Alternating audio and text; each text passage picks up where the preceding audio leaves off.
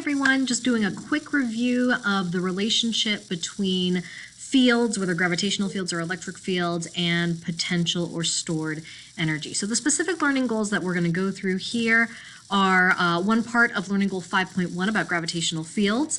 People requested more review on describing the changes in energy as an object moves through a gravitational field.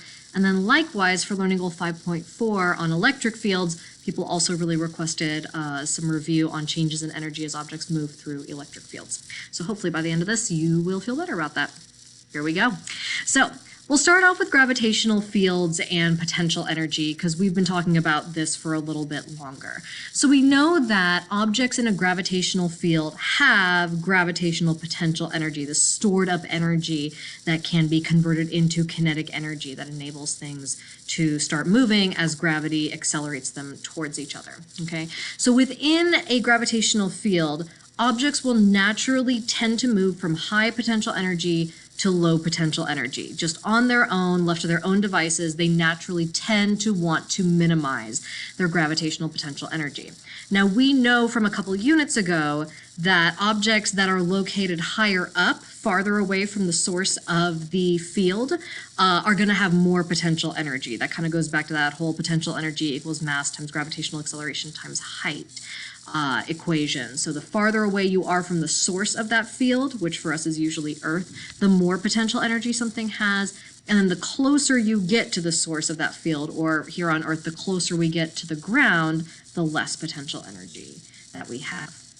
And then if we look at this image of a gravitational field, so we have these lines pointing radially inward, which represent the field lines, but then you also see these concentric red circles here, which describe regions of equal energy. And basically all that is saying is if you follow any red line all the way around here, anywhere along that line, an object is going to have the same amount of potential energy. So basically, for a consistent radius away from the Earth, the potential energy is going to stay constant. Okay, that's all that's really saying. So I would expect that any objects at this outer ring are going to have higher potential energy, and then any objects at this inner ring are going to have lower potential energy than the ones out here.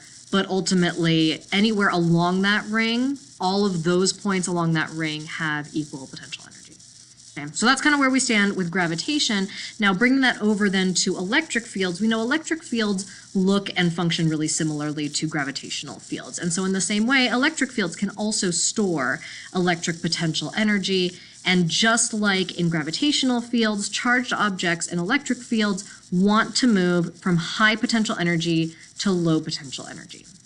Now, it was really simple for gravitational fields to say farther away means more potential energy, closer to the ground means less potential energy. But for electric fields, it's a little bit trickier because we have two different types of charge. So let's consider all the different possible combinations we can have. So let's start by considering situations where we have a test charge in a field that's being produced by a source charge that has the same type of charge. So like two positives or two negatives. Okay, so we'll start with a field generated by a positive source charge represented by this little red proton right here, and we see the field emanating out from it. So we can imagine then if we were to place another positive charge in that field, well, like charges tend to repel, so this proton is naturally going to want to move away from the source charge.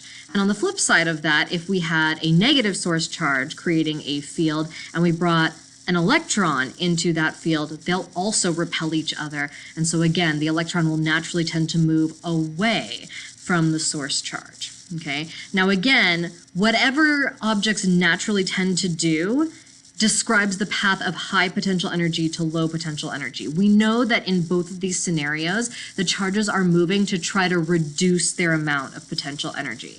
So what that means is that when these charges are closer to the source charge, they have higher potential. So then they try to move away from that source charge, and that will produce for them less potential energy. They'll be decreasing their potential energy. Okay, so this is the case for any like charge pairings, that the closer they are, the more potential energy there is. The farther away they are, the less potential energy they have. Okay? But this only describes half of the situations that we could run into, because we can also have situations where we have opposite charge pairs. So imagine again we have a positive source charge creating an electric field, but then we place a negative charge in that field. Well, opposite charges attract, so our negative charge is going to tend to move towards the source of that field. And then again, flipping that around, if we have a negative source charge creating a field, I place a positive charge in that field, it's going to be attracted to the negative charge, so it will tend to move towards it. Now, again, as with all the other situations, these charges are trying to move in such a way to reduce their potential energy. We naturally move from high potential to low potential. Now, given that opposite charges will do this by moving towards each other, what this means is that these charges have the most potential energy when they're far away from each other. And then once our opposite charges get closer together, they have less potential energy. All right. So then just to check in and make sure we're feeling okay about all of this, first question to consider: if the moon were to orbit Earth in a perfect circle, how would we expect that its potential energy changes throughout its orbit?